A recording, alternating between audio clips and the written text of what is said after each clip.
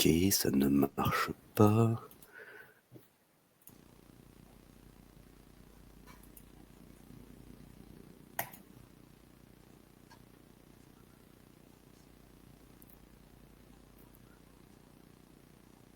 Bon, je ne parviens pas à le partager.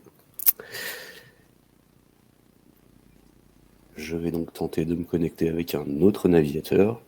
Je suppose que mon Firefox ne le permet pas. Donc je reviens tout de suite.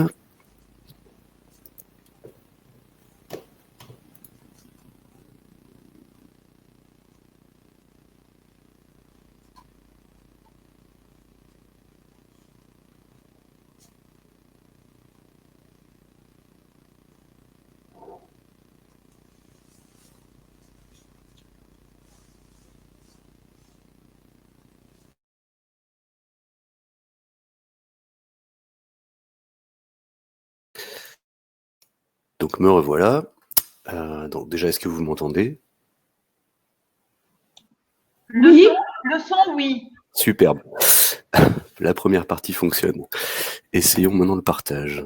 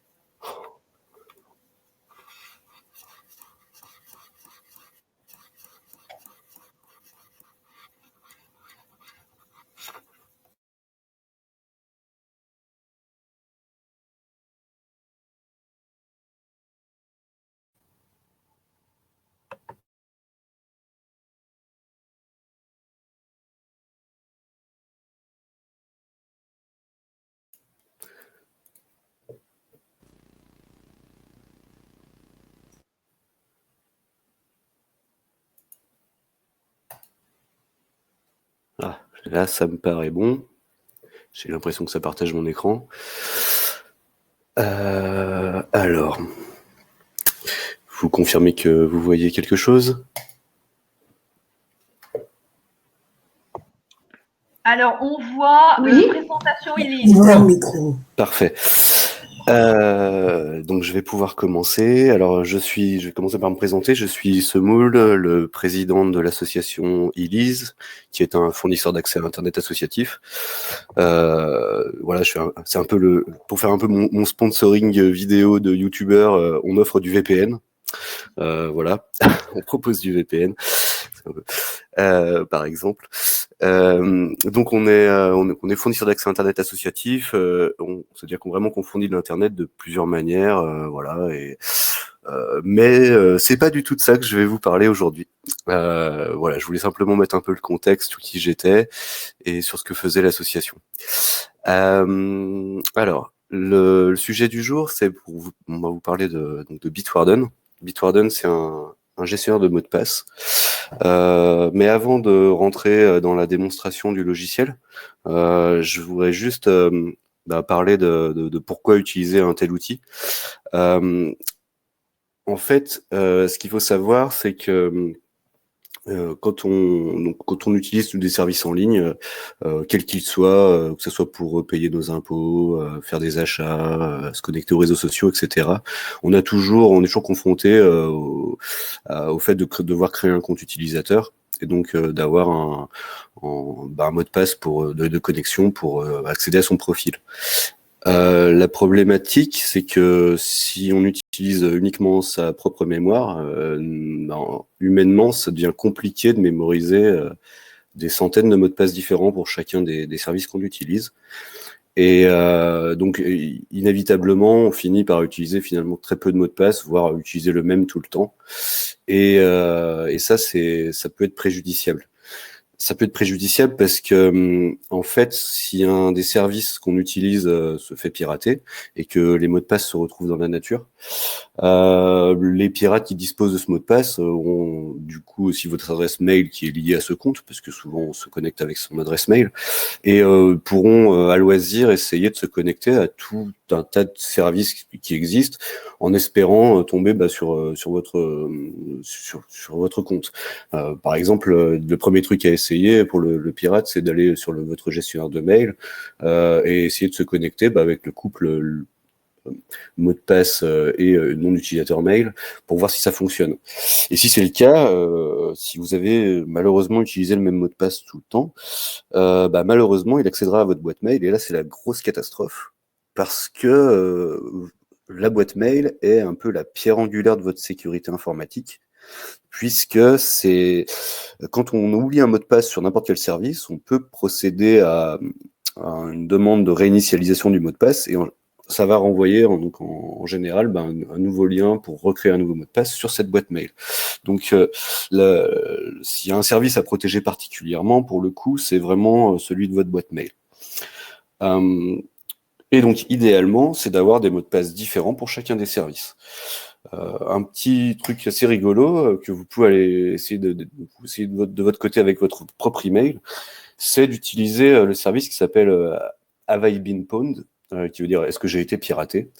Et ce service regroupe en fait d'énormes quantités de bases de données qui ont été piratées et propose de tester l'existence de votre email parmi ces bases. Ça permet de voir si votre adresse mail a été quelque part retrouvée dans un des nombreux piratages qui a eu lieu, et donc de voir aussi quelles données ont été exposées, et si par exemple il y a eu votre mot de passe ou d'autres choses. Je peux vous montrer un petit essai. Par exemple, je vais essayer une adresse mail au hasard, johndoe@gmail.com, qui est sûrement une adresse mail qui existe et qui appartient à quelqu'un. Donc je fais la petite recherche. Et voilà, catastrophe. Donc c'est vraiment une adresse mail qui doit exister. C'est pas la mienne. C'est John Doe, ça veut dire anonyme en fait. C'est le nom qui est utilisé pour dire un peu n'importe qui en anglais. Et donc on peut voir que cette adresse mail est présente dans cet ensemble de données, celui-là, etc. Et en fait, il y en a même un sacré gros paquet. Donc ça veut dire que si cette personne-là utilise un même mot de passe pour tous ses comptes, je pense qu'elle a dû avoir des sacrés problèmes. Voilà. Donc, l'idée, c'est d'avoir un mot de passe unique pour chacun des services et pour que ça reste pratique et qu'on n'ait pas à se poser la question, l'idée est d'utiliser un logiciel pour gérer tout ça. Alors, il en existe plein, des logiciels de gestion de mots de passe en ligne. Moi, j'ai choisi de vous parler de Bitwarden parce que Bitwarden présente, on va dire pour moi, toutes les qualités requises, nécessaires et obligatoires que j'attends d'un tel logiciel. Donc déjà, pour moi, la première chose importante, c'est qu'il s'agit d'un logiciel libre. Pourquoi c'est important en matière de sécurité informatique? C'est qu'un logiciel libre, son code est ouvert, et c'est-à-dire qu'il est récupérable et lisible par tous. Alors, si on n'est pas informaticien, ça présente peu d'intérêt.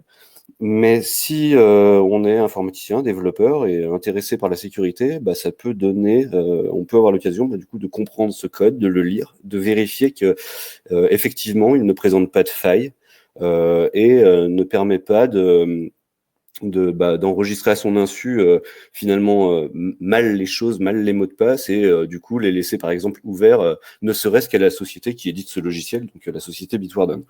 Donc ça c'est une première chose. L'autre partie aussi, c'est que ça permet donc comme tout un ensemble de gens peuvent vérifier ce code, la société aussi fait régulièrement ce qu'ils appellent des bug bounty, c'est-à-dire en gros des primes aux gens qui trouvent des failles, et rémunère les gens qui trouvent une faille. Si un développeur informatique trouve une faille dans ce logiciel, elle pourra être rémunérée par la société Bitwarden, qui dira voilà, merci d'avoir trouvé cette faille, on la corrige. Et donc, ce qui fait que ce code est en permanence audité et tenté, et des informaticiens tentent d'y pénétrer pour essayer d'extraire les données. Donc, on a une certaine garantie que le code est correct et que du coup nos données seront protégées. De même aussi, cette société pratique des audits de sécurité réguliers, donc par des experts qui vont, pareil, essayer de tourner le code dans tous les sens pour trouver des failles. Et ça, pareil, pour moi, c'est quelque chose d'obligatoire. J'estime que quand je veux faire reposer toute ma sécurité informatique de ma vie privée sur un tel logiciel, j'exige qu'il y ait ce type de pratique de la part de l'éditeur. D'autres points importants pour moi, donc c'était évidemment que quand on utilise un outil de sauvegarde en ligne de ces mots de passe, ça veut dire que ces mots de passe sont stockés par exemple chez l'éditeur. Je veux pas que l'éditeur puisse les voir, évidemment. Donc j'exige que les données soient chiffrées, on va dire, sur mon ordinateur quand j'utilise ce logiciel, et que seule une copie sécurisée, chiffrée, est disponible en ligne chez l'éditeur. Donc c'est évidemment le cas de ce logiciel. C'est pas forcément le cas de tous les gestionnaires de mots de passe en ligne. Après, il y avait aussi l'aspect auto-hébergement. Et ce logiciel-là permet aussi de ne pas utiliser le système d'hébergement donc de l'éditeur, mais de créer en gros un petit serveur informatique chez soi où on peut héberger le service, ce qui fait que finalement on n'interagit plus du tout avec l'éditeur, si ce n'est qu'on utilise son logiciel, mais on tourne sur des copies du logiciel qui sont uniquement chez nous. Et l'avantage que ça peut présenter, c'est que on se dit que si jamais, malgré toute cette sécurité déployée, des pirates pouvaient avoir accès aux données de Bitwarden et en plus arriver à trouver une faille qui permettrait de les déchiffrer, donc ce qui fait quand même beaucoup de si, hein, mais après tout, soyons parano. Ça permettrait que les pirates ne récupèrent pas au moins nos propres données puisqu'on les a auto-hébergées. Alors c'est pas une pratique que personnellement je fais, moi je fais confiance à l'éditeur là-dessus et j'ai choisi de ne pas auto-héberger mon propre service de stockage en ligne de mots de passe et j'utilise celui qui est par défaut, le leur. Donc voilà un peu pour la présentation de ce logiciel. Un autre aspect enfin, c'était au niveau du prix. Alors parce que logiciel libre ne veut pas forcément dire gratuit. Donc Bitwarden propose une édition gratuite et qui donne déjà un gros paquet de fonctionnalités qui, je pense, peuvent amplement suffire dans les usages courants. Pour des usages un petit peu plus pointus, on peut passer sur une solution payante qui n'est pas hors de prix puisqu'on est autour de 12 € par an. Voilà, ça fait 1 € par mois pour avoir des fonctionnalités plus avancées. Pourquoi pas, mais elles sont pas obligatoires et on va pas forcément les aborder dans la démonstration, puisque pour la démonstration, je vais créer un compte Bitwarden et vous montrer comment ça fonctionne. Puis j'ai pas envie d'insérer ma carte bleue juste pour une démo, mais on pourra peut-être aborder dans les questions ces fonctionnalités supplémentaires après coup si vous le voulez. Voilà pour l'introduction.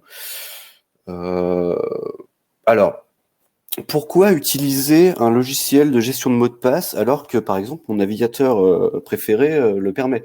Vous avez dû déjà remarquer que vous utilisiez Firefox, Chrome, Brave, peu importe le navigateur, quand vous enregistrez, vous vous connectez sur un service, votre navigateur vous propose d'enregistrer le mot de passe. Alors c'est très pratique parce que ça permet que la prochaine fois que vous vous connectez, le mot de passe est auto-rempli par votre navigateur et puis finalement vous avez pu mettre un mot de passe différent sur chacun des services et le boulot est fait.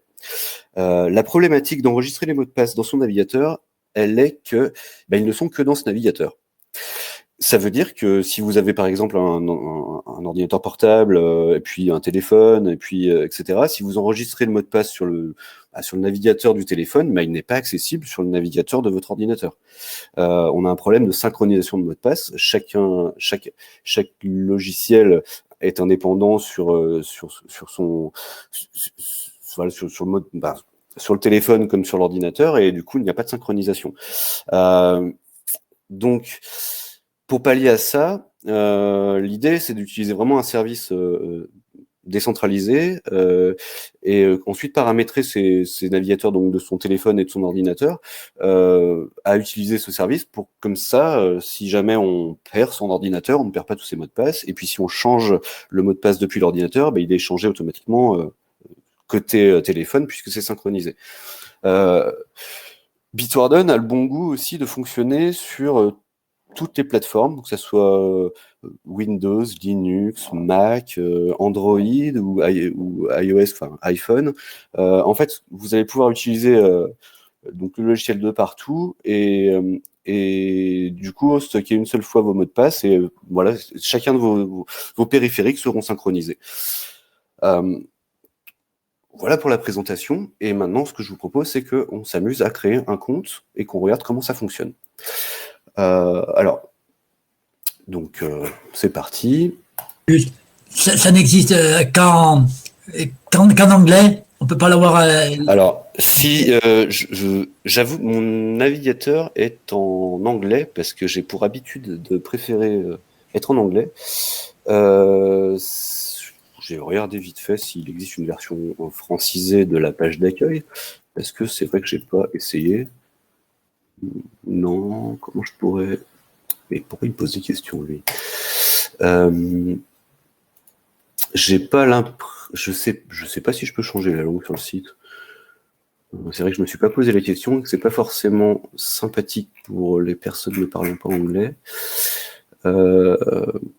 Alors, je pense que, enfin là, je viens de cliquer sur créer un compte, et c'est passé en français. Donc, est-ce que la page d'accueil est peut-être uniquement en anglais, mais le logiciel, en tout cas, quand dans son utilisation, vous pouvez l'avoir en français. C'est-à-dire qu'une fois qu'il aura été installé, vous n'aurez plus de cette question-là à vous poser. Voilà. Ça peut au moins répondre à la question. Ok. Donc je vais créer un compte. Alors je vais pas donner mon vrai mail, je vais utiliser pour ça un service de mail jetable. Donc évidemment, dans votre cas, vous ne ferez pas ça, hein, vous utiliserez votre vraie adresse mail. Donc par exemple, mettons que je m'appelle Bitwarden donc le service de mail jetable que j'utilise, c'est yopmail.com.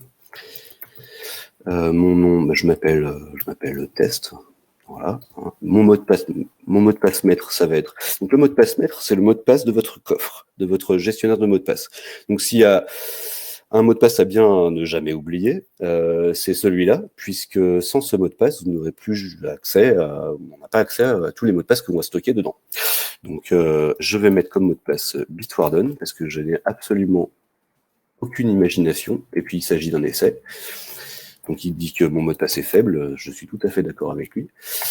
Et puis indice, on va même mettre comme indice que le mot de passe est Bitwarden, si jamais je l'oublie pendant cette présentation. Je suis d'accord avec les conditions d'utilisation et je ne les lis pas en bon utilisateur classique. Le mot de passe c'est faible, oui je sais qu'il est faible, mais ce n'est pas grave. Ah non, il veut pas.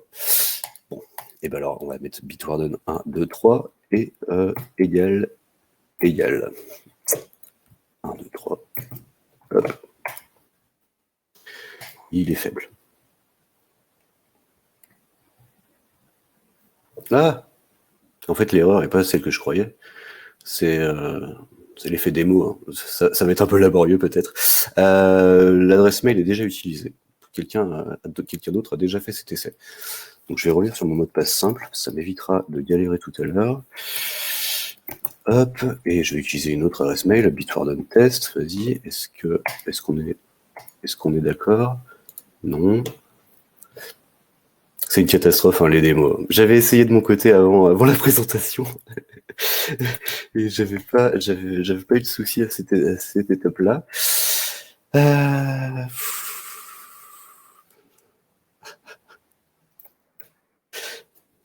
Allez, Bitwarden démo Elise, ça fait un peu long, mais tant pis.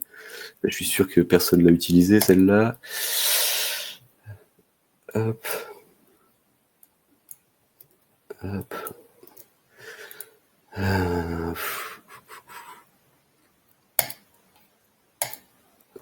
Oh là là, je galère. Alors, en fait, le problème, en plus, c'est que je ne vois pas la conférence en même temps, puisque je suis sur le même navigateur.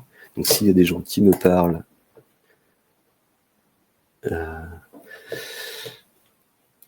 est-ce que je peux déplacer la courbe sur notre écran? Au moins, je pourrais suivre les questions. Ouais, ça marche.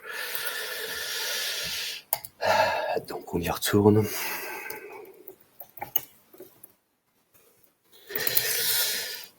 Bitwarden.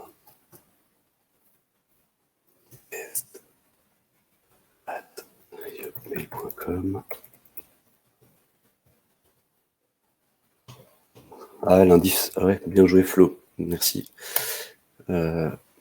Essayons ça.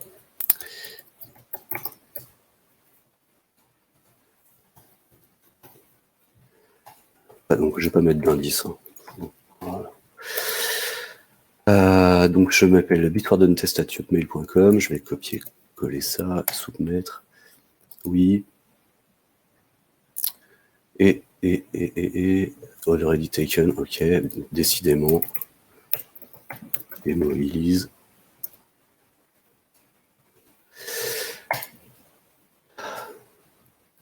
Voilà, j'ai enfin réussi.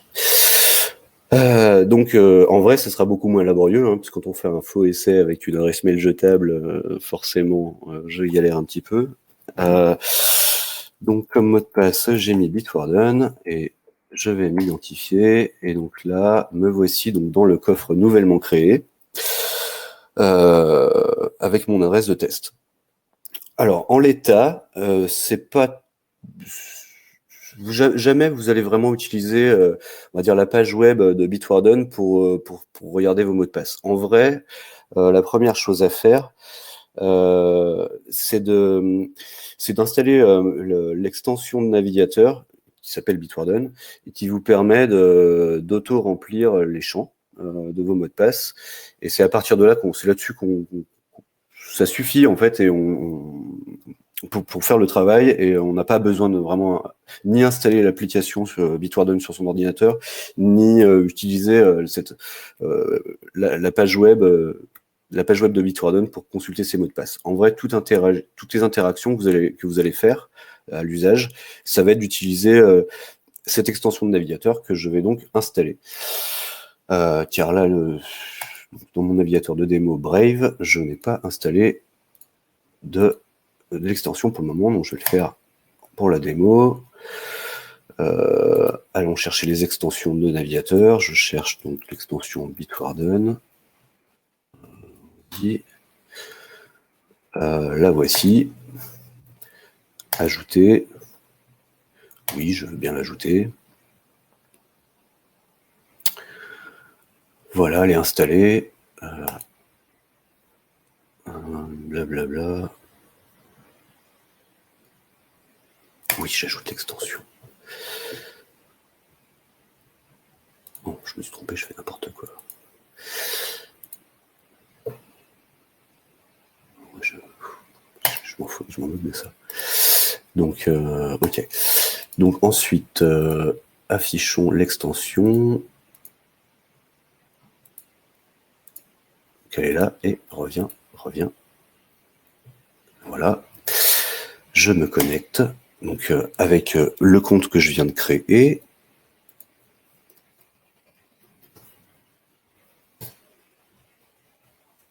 Et voilà, j'ai donc connecté l'extension et j'ai donc configuré l'extension que je viens d'installer pour qu'elle utilise mon compte, et il n'y a effectivement aucun identifiant à afficher puisque je n'ai pour le moment mémorisé aucun mot de passe. L'autre chose à faire avant de vraiment rentrer dans l'utilisation, c'est dans les paramètres de votre navigateur, lui demander de ne plus enregistrer les mots de passe, si c'était le cas.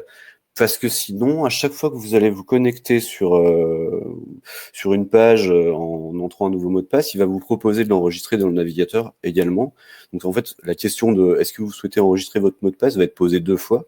à la fois par l'extension Bitwarden, donc là où vous souhaitez pour le coup enregistrer vos mots de passe dorénavant, et aussi par le navigateur, mais c'est un endroit où vous ne souhaitez plus stocker les mots de passe puisque vous utilisez désormais un coffre-fort numérique. Donc pour ça, c'est dans les paramètres de votre navigateur. Je dirais contrôler sécurité, non. Paramètres supplémentaires, voilà. Confidentialité, sécurité. Donc là, saisie automatique mot de passe. Et donc là, voilà, proposer d'enregistrer les mots de passe. Donc bah, pour le coup, je l'ai déjà désactivé. Voilà. Donc il ne me posera pas de questions. Et bien maintenant, allons créer un compte puisqu'on aime bien faire ça. Je sais pas, on va aller sur la Fnac, voilà, par exemple. Peu importe.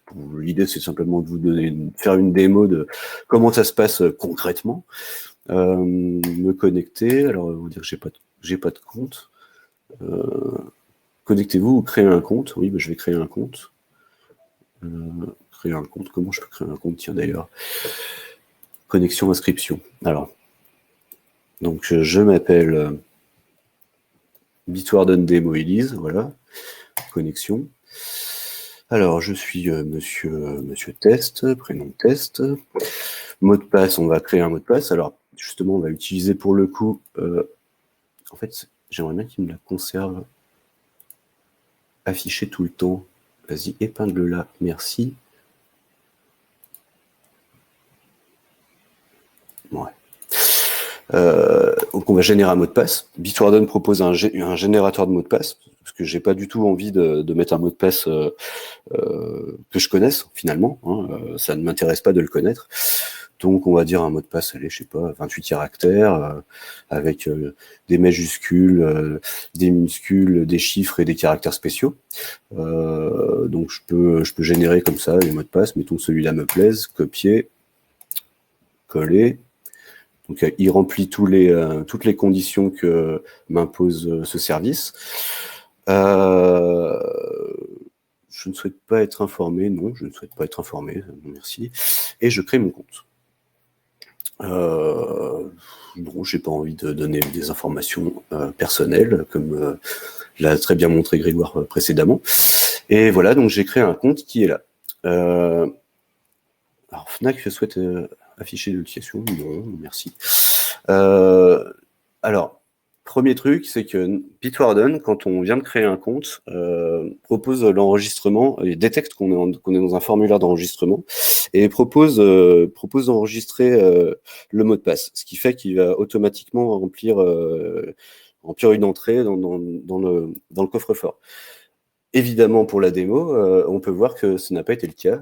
Nulle part, Bitwarden m'a détecté que je créais un compte et il m'a proposé de l'enregistrer. Ça vient du fait que l'algorithme de détection d'authentification est pas infaillible et que selon comment sont conçus les sites, ça va fonctionner ou pas. Et malheureusement, ça n'a pas fonctionné. Donc du coup, dans ce cas-là, ce que je fais, c'est que je vais manuellement entrer l'identifiant pour qu'il soit mémorisé. Donc mon nom d'utilisateur, c'était... Alors ça, c'est mon mot de passe que je viens d'utiliser, donc je vais le stocker ici. Tac. Et mon nom d'utilisateur était Bitwarden demo elise @yopmail.com. Enregistré. Donc on voit que maintenant j'ai désormais une entrée ici. Alors testons, voir si tout s'est bien passé. Je vais me déconnecter et essayer de me reconnecter en utilisant Bitwarden. Se connecter. Donc on arrive à la page d'authentification et là on voit que sur l'icône en haut à droite de Bitwarden, il y a un petit numéro, un numéro 1, qui dit en fait j'ai détecté que j'avais un mot de passe pour ce site-là. Donc on le voit ici, je clique dessus, ça auto-remplit le champ, je clique sur connecter. Alors là, comme la façon de s'authentifier chez la Fnac est en 2 étapes, je dois retourner cliquer là-haut. Ça a auto-rempli le champ, je peux même afficher mon mot de passe là. Et je me connecte, et oh magie, ça a fonctionné. Si je configure ce gestionnaire de mot de passe également sur mon téléphone, eh ben, je pourrais également automatiquement, quand je me connectais sur ce service, en auto-remplissant les champs de mot de passe, et ainsi, j'aurais pas à les mémoriser. Donc, voilà pour on va dire, la démo, l'aspect pratique qui sert dans tous les cas. Je voudrais revenir sur le côté sur l'aspect gestion des mots de passe. Tout à l'heure, je disais que voilà, on peut pas mémoriser humainement des centaines de mots de passe, mais malheureusement, vous allez devoir vous rappeler de, moi je pense, 4 mots de passe. Il y a 4 mots de passe à connaître que vous pouvez également stocker dans Bitwarden, mais que je vous invite à quand même mémoriser. Alors, lesquels sont-ils? D'abord, il y a le mot de passe de votre boîte mail. Même si vous le stockez dans votre Bitwarden, c'est de bon goût de le connaître parce que c'est, comme je disais au tout début, un peu la pierre angulaire de votre sécurité, puisque tous les process de réinitialisation de mot de passe vont envoyer un lien de reset à votre boîte mail. Et donc du coup, c'est pour ça que c'est intéressant de le connaître. Donc ça, c'est un premier mot de passe. Un deuxième mot de passe, c'est évidemment celui de votre coffre-fort numérique, de Bitwarden pour l'exemple. Celui-là, il est absolument à mémoriser puisque sans lui, vous ne pourrez pas retrouver tous les mots de passe que vous enregistrez. Un troisième mot de passe important, c'est celui de l'ouverture de session de votre ordinateur. Normalement, il est de bon goût de ne pas omettre cet aspect-là, parce que si vous n'utilisez pas de mot de passe de session sur votre ordinateur, et donc en gros, quand on allume votre ordinateur, il se connecte tout seul et il arrive tout seul il s'ouvre tout seul, il n'y a pas besoin de mot de passe. Si un jour on vous vole votre machine, ça simplifie un petit peu la vie du voleur, qui pourrait éventuellement récupérer des données sur votre ordinateur, et donc voilà, c'est quelque chose et si jamais vous avez laissé votre coffre ouvert, votre navigateur était ouvert avec le coffre comme ça, là on voit qu'il est ouvert, il aura accès à tous vos secrets. Donc c'est pas super d'avoir un ordinateur qui n'est pas protégé par une ouverture, un mot de passe à l'ouverture de session. Voilà. Et le quatrième mot de passe, ce sera le code PIN de votre téléphone, puisque pour la même raison qu'avoir un mot de passe d'ouverture de session, c'est de bon goût d'avoir un code PIN sur votre téléphone, ce qui fait que si on vous vole votre téléphone, le voleur n'a pas accès à vos données. Voilà. Donc ces mots de passe-là sont, à mon avis, les plus importants.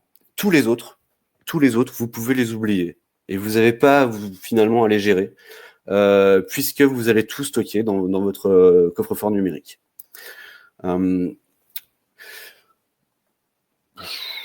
Voilà pour le principe général. Déjà, est-ce que vous avez des questions sur ce sujet, est-ce que j'ai peut-être pas été clair sur les différentes étapes que j'ai réalisées Oui, alors je voulais vous demander, c'est donc on crée le mot de passe Bitwarden. Oui. Et après, donc on met l'extension. Et après, quand on veut aller sur le site comme ici la Fnac, je me rappelle plus exactement l'ordre que vous avez fait. Vous avez créé un compte, un Bitwarden. Mm-hmm. Alors, donc dans l'ordre, c'est quelque chose que vous allez faire une seule fois. Oui, c'est la création du compte Bitwarden, on le fait une seule fois. Une fois qu'on a créé un compte, ce compte-là, il s'agit de créer un compte chez Bitwarden pour pouvoir stocker ses mots de passe dedans. Ça, on le fait une seule fois. Après, ce qu'on va faire plusieurs fois, c'est l'enregistrement successif des différents services connectés que vous utilisez. Donc là, j'ai pris un exemple d'un site de commerce qui est la Fnac, mais ça marche pour tous les services nécessitant une authentification, une connexion que vous allez utiliser. Donc ça, vous allez le faire à chaque fois que vous vous connectez pour la toute première fois. Bitwarden ne connaît pas encore votre couple login mot de passe, votre nom d'utilisateur mot de passe, et comme il ne le connaît pas, vous allez l'enregistrer dans Bitwarden. Bien souvent, ce processus d'enregistrement est automatique. Ça n'a pas été le cas sur la démonstration avec la Fnac. Ce que je propose, c'est que je vais essayer de créer un compte sur un autre service et on va voir comment ça se déroule. D'accord. Donc je sais pas, je suis pas très inspiré. Je vais aller voir Darty. Je crois qu'en plus c'est le même groupe. Je Alors, peux vous poser une question avant que vous bien continuiez? sûr, bien sûr. Là, vous avez créé un compte Fnac. On va imaginer que chacun a un compte Fnac et qu'il existe déjà. Est-ce qu'on peut utiliser l'ancien mot de passe et le transférer dans Bitwarden ou pas? Alors bien sûr, vous pouvez récupérer l'ancien mot de passe. Vous pouvez même importer vos mots de passe dans Bitwarden. C'est quelque chose qui est tout à fait possible. Après, pour moi, c'est pas forcément une bonne pratique de faire ça. Pourquoi? Je vais enlever la pub de Darty là-dessus. Voilà. J'ai aucune action chez ces sociétés. Bref, pourquoi c'est pas une bonne pratique? Parce que souvent, quand on bascule de la non-utilisation d'un gestionnaire de mot de passe vers l'utilisation d'un gestionnaire de mot de passe, les mots de passe que vous utilisez, ont souvent été, on va dire, générés par vous-même. C'est-à-dire, vous vous êtes dit, qu'est-ce que je vais mettre? Tiens, alors là, je suis pas inspiré. Et souvent, le pattern de mot de passe utilisé se ressemble, voire c'est le même tout le temps. Enfin, ça dépend, on va dire, quel degré de paranoïa vous avez, parce que vous aviez peut-être que vous étiez aussi jamais posé la question et vous utilisiez toujours le même mot de passe. Donc, c'est intéressant d'en profiter pour régénérer des mots de passe via le générateur de mots de passe de Bitwarden qui, lui, génère des chaînes de caractères complètement aléatoires. Ok, merci. Ouais, j'ai compris l'intérêt. Ok, merci. Alors, j'essaye d'aller chez un peu de recommencer ailleurs. Alors, j'ai déjà un espace client, non, j'en ai pas. Je m'inscrire, voilà. Donc je suis Bitwarden, tac. Allez, valider mon adresse mail. Alors, voilà, tout ça à remplir. Blablabla. Blablabla. Je confirme mon adresse mail. Tiens. Ah, j'ai pas le droit de copier-coller. Ça, c'est nul. Ça, vous allez voir, quand vous utilisez des logiciels de gestion de mots de passe, comme on prend pour habitude de auto-remplir tous ces différents champs, c'est très désagréable. Parfois, il faut confirmer le mot de passe, il faut le taper 2 fois. Et vous pouvez voir qu'on a ce type de messages qui sont le copier-coller n'est pas autorisé. Et ça, c'est une pratique qui est très pénible, puisque en fait, on va dire, elle va contre l'adoption de logiciels du type gestion de mot de passe, puisqu'elle oblige à ressaisir à la main. Et quand on a généré un mot de passe qui fait 128 caractères, où on n'est pas obligé d'aller aussi loin, mais des fois on en met beaucoup, c'est très pénible. Donc là, voilà, enfin, je retape mon adresse mail, alors que j'utilise le copier-coller. elise@yopmail.com. Donc je suis à peu près certain qu'il va pas m'autoriser à copier-coller mon mot de passe. On va essayer quand même. Donc je vais dans le générateur, je génère un mot de passe. Allez, mettons celui-là, copier, confirmer. Voilà, le copier-coller n'est pas autorisé pour ce champ. Je suis ravi. Donc là, je peux le faire. Je peux ici, mais je ne peux pas là. Je suis ravi. Donc ça m'oblige à le retaper complètement. Alors est-ce que je peux garder cette fenêtre en permanence ouverte? Je crois qu'on peut, parce que sinon pour recopier, ça va pas être pratique. Oui. Je me permets d'intervenir. Tu peux créer le compte dans Bitwarden et ensuite utiliser le clic sur oui, évidemment. Tout à fait. Mais d'ailleurs, on va faire ça. Donc, je vais ajouter un nouvel identifiant ici. Donc, mon nom d'utilisateur, non, c'est pas ça. C'est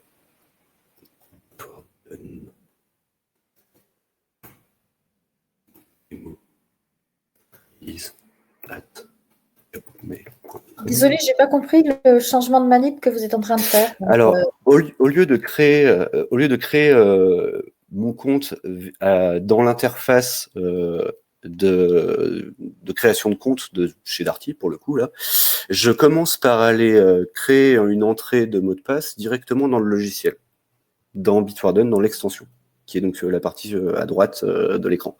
Donc, on voit que je rentre... là, je suis en train de créer une nouvelle entrée de mot de passe, donc un nouvel identifiant. Donc, mot de passe, je vais lui en faire générer un. Vas-y, celui-là, je le sélectionne. Et je clique sur enregistrer.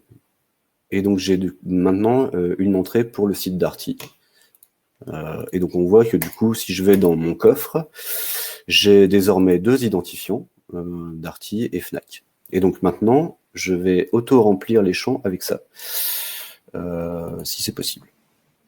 Donc, alors, quand je clique ici sur la petite clé, ça fait copier le mot de passe. Mais bon, je pense que j'aurai le même problème. Voilà. Donc, en fait, pendant le processus de création de compte, je peux pas copier-coller. Ma démo est en train de quand même est pénible parce que je vous ai montré déjà un premier exemple de Fnac qui m'avait pas mémorisé. Maintenant, sur Darty, je vois que je galère. Un clic droit sur le champ fonctionne. Il y a normalement une pop-up qui te permet de choisir directement dans le... Et pour le test, vous n'auriez pas pu choisir un mot de passe tout simple, Tata ou Tati, tout à fait. simplifier la vie? Ben, je vais faire ça, hein, tout simplement.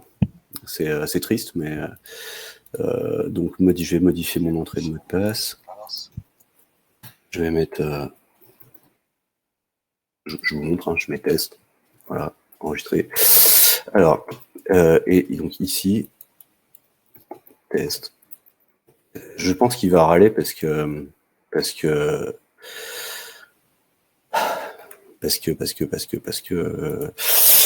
mot de passe est trop faible. Je sais pas, 18 rue Blabla. 11 code postal 69. Allez, mettons que j'habite dans Lyon 2. Alors, il veut absolument un numéro de téléphone. Et où? Alors, 0, 1, 2, 3, 4, 5, 6, 7, 8, 9. Voilà. Est-ce que ça va suffire comme ça? J'ai essayé. Non, je veux pas de SMS. Non, je veux pas ça. Je ne souhaite pas. Valider. Donc, alors, 8 caractères. Alors, lui, chez eux, c'est 8 caractères, une minuscule, une majuscule, un chiffre. Alors, test. 1, 2, 3. Égal. Égal. Ça fait 8 caractères.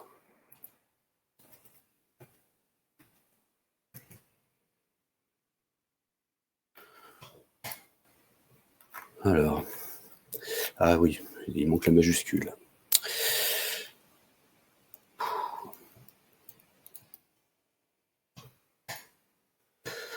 Alors, on voit que Bitwarden a détecté que je venais de créer un compte.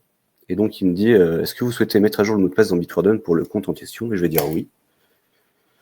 Et là, on va pouvoir voir dans cette entrée on va pouvoir voir le mot de passe que j'ai du coup rentré, qui est bien ça. Donc, Bitwarden a détecté la création du compte avec succès et il a enregistré l'entrée dedans. Donc je vais essayer de me connecter et d'utiliser du coup l'entrée qu'il y a dans Bitwarden. Donc ça auto-remplit les champs, m'identifier, et c'est le drame. J'aurais loupé quelque chose.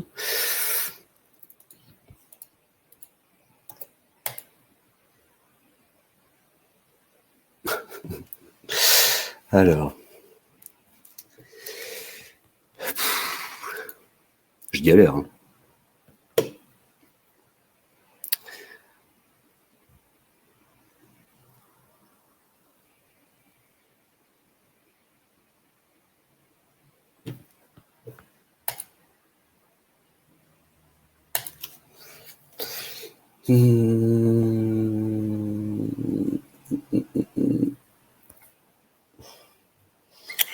Alors,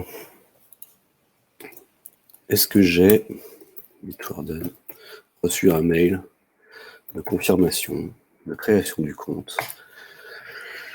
Donc sur la Fnac, oui. Là, je suis sur l'adresse mail jetable, mais visiblement ma création de compte n'a pas dû bien fonctionner chez Darty. Je vais laisser tomber parce que je vois que c'est déjà 16h46. Je vais laisser tomber avec l'essai de Darty et je pense que vaut mieux que Déjà, est-ce que vous avez des questions? J'ai une question, ça va un peu vite pour moi. J'ai une question par rapport à l'adresse mail et qu'on a mis sur quand on a créé le compte Bitwarden. Ensuite, on utilise la même adresse pour les autres comptes qu'on créera, par exemple à la FNAC ou je sais pas où. Est-ce que ça a été, on a choisi de mettre la même adresse parce que c'est une démonstration ou il faut que Alors, non, c'est en fait. La même adresse mail, je veux dire. Hein, oui. La partie secrète de votre identification, c'est le mot de passe. C'est pas l'adresse email. En général, pour des raisons pratiques, on a une seule adresse email et on utilise cette adresse email pour s'enregistrer dans les différents services. Mais ce serait pas obligatoire.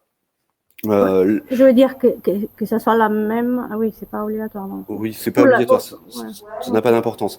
Et comment il nous reconnaît alors? Comment Bitwarden sait que c'est nous qui sommes en train de...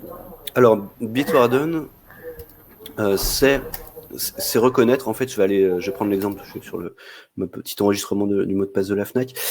En fait, il sait il peut proposer ce couple nom d'utilisateur et mot de passe pour le site web Fnac. C'est-à-dire que si je vais sur fnac.com, il sait qu'il pourra me proposer celui-là. Donc, ce qui fait le point de reconnaissance, c'est le site, l'adresse du site. D'accord. Non, je ne comprends pas. Donc, si je dois créer si je crée mon compte sur Bitwarden, non, et je mets une adresse mail, il me faut une adresse mail pour créer ce compte d'abord. Déjà. Oui, de toute façon, il vous faut une adresse mail, oui. Ouais. Et ensuite, à chaque fois que je vais créer d'autres comptes et que je vais vouloir générer des mots de passe chiffrés comme ça, et je ne veux pas utiliser la même adresse mail forcément. Et comment Bitwarden, il faut que ce soit toujours le même navigateur. Alors comment il sait que c'est mon... Je n'arrive pas à comprendre ça. Est-ce que c'est parce que j'installe l'extension sur mon navigateur et donc il sait que c'est mon ordinateur, ce navigateur, et puis c'est toujours moi qui suis en train de créer un nouveau compte chez un fournisseur de, je sais pas, des livres ou des... Alors, en fait, il faut différencier deux choses. C'est d'un côté, on a le coffre-fort numérique qui, pour le coup, est Bitwarden et donc voilà. On utilise ce coffre-fort numérique via l'extension de navigateur. Donc c'est cette fenêtre noire à droite. Et lui, il est dissocié de tout compte. Hein. Et lui, il est dissocié de tout compte. En fait, voilà. la première fois qu'on installe l'extension, il nous dit, bon, bah, pour pouvoir être pleinement utilisable, merci de mettre le mot de passe du coffre de Bitwarden. Et donc, une fois que c'est fait, après, voilà, pour la partie Bitwarden, j'essaie de changer la façon d'expliquer pour être plus clair, mais le coffre est configuré et fonctionnel. Et ensuite, quand on va créer, quand on va sur une page web dans un nouvel onglet, donc là j'ai pris l'exemple de la Fnac, on a donc un autre service, on va pouvoir enregistrer donc dans cette extension à droite une entrée de mot de passe pour ce site-là. Et on peut avoir d'ailleurs plusieurs comptes, comme celui, je vois dans le chat, celui du conjoint par exemple, sur la Fnac. On peut avoir plusieurs comptes à la Fnac et donc pour un service donné. Donc du coup, on va pouvoir avoir plusieurs entrées et se choisir l'une ou l'autre pour se connecter. Donc son compte ou celui de son conjoint. Et ce sont tout simplement deux entrées de mots de passe qui sont distinctes et utilisables. Et voilà, je ne sais pas si je suis plus clair comme ça. Oui, un peu plus clair, c'était ça. Donc, on a un navigateur, un navigateur avec l'extension, et puis puis n'importe quel utilisateur de cet ordinateur avec ce navigateur et l'extension Tout à fait. aura un mot de passe.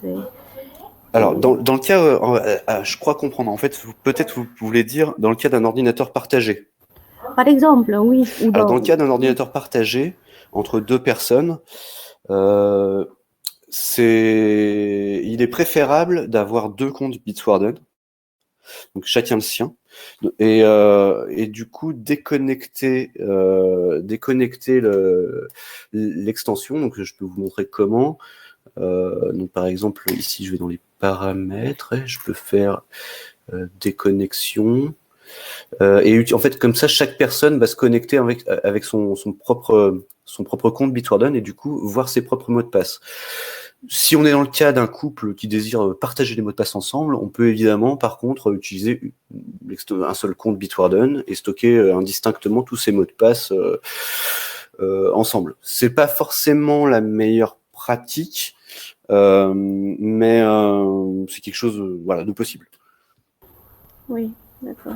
Je pense, oui, c'est assez courant qu'il y ait parfois un seul ordinateur à la maison et qu'on soit plusieurs personnes, des adolescents. D'accord. Merci.